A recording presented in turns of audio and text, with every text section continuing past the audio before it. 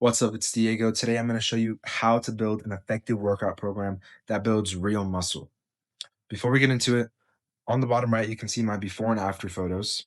On the left, I was skinny fat and couldn't even bench the bar. On the right, I benched 295 pounds, so basically 300. But that being said, this video is going to be extremely informational, so get your notes ready and let's get into it. How to structure your workouts to actually build muscle. We're going to go over what you need to know before you start, how muscle actually grows, fatigue and recovery basics, and how to structure your workouts. First, let's cover basic gym terms you need to know. Reps and sets. A rep is one full repetition of an exercise, and a set is a group of reps. For example, 3 sets of 10 reps. So you're going to do 10 reps 3 times with rest in between, like we're going to talk about right now. Rest time. How long you rest between sets. Supersets. 2 exercises back to back with little or no rest. Drop sets. Do a set, lower the weight, and keep going. Now, RIR. This means reps in reserve. If you finish a set and feel like you had 2 reps left, that's 2 RIR. Going to failure. Going to failure means you cannot complete another rep with good form. Workout split. A workout split is how you organize your training across the week. Frequency, how many times per week you train a muscle group. Now, here's some tips for you. You're going to want to hit each muscle group 2 times per week.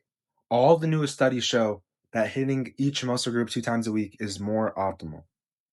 And this is a frequency of 2x. Like I said in the last slide, frequency means how many times per week you train a muscle group. Now, most muscles recover in about 48 hours.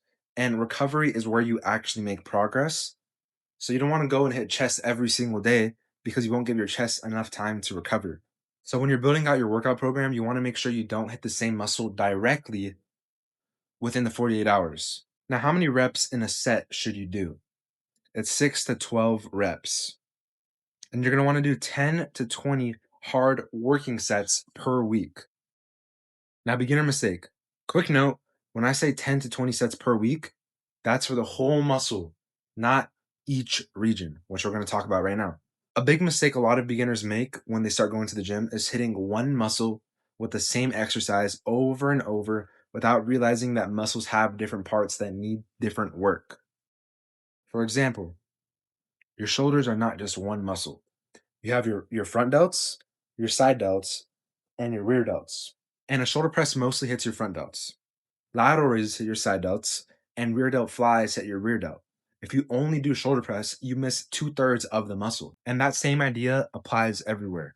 Your chest has upper, mid, and lower regions. Your biceps have 2 heads. Your triceps have 3 heads. Different exercises target different areas. And if you want to balance physique, you need to train each region with the right movements, not just one exercise and expect the whole muscle to grow. Now, how is muscle actually built? A common explanation is when you work out, you create small micro tears, and when you recover, they come back bigger and stronger. But according to the latest studies, growth is mainly driven by mechanical tension, which is what sends the signal for muscle growth. But what is mechanical tension? Mechanical tension is driven by high threshold motor units and low threshold motor units. Let me give you a quick example.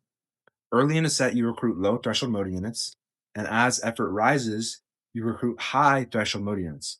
And that recruitment creates the mechanical tension that your body needs to start the process. And the more you recruit, the more potential you have for muscle growth, which is why it's important to actually push yourself in the gym.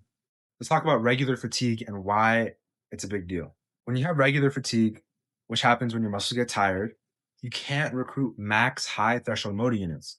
And that's why it's recommended to rest at least 2 minutes and not superset the same muscles. CNS fatigue is similar, but it affects your nervous system instead of just your muscles. The CNS gets fatigued when you push heavy or do intense work that demands a lot of effort for too long.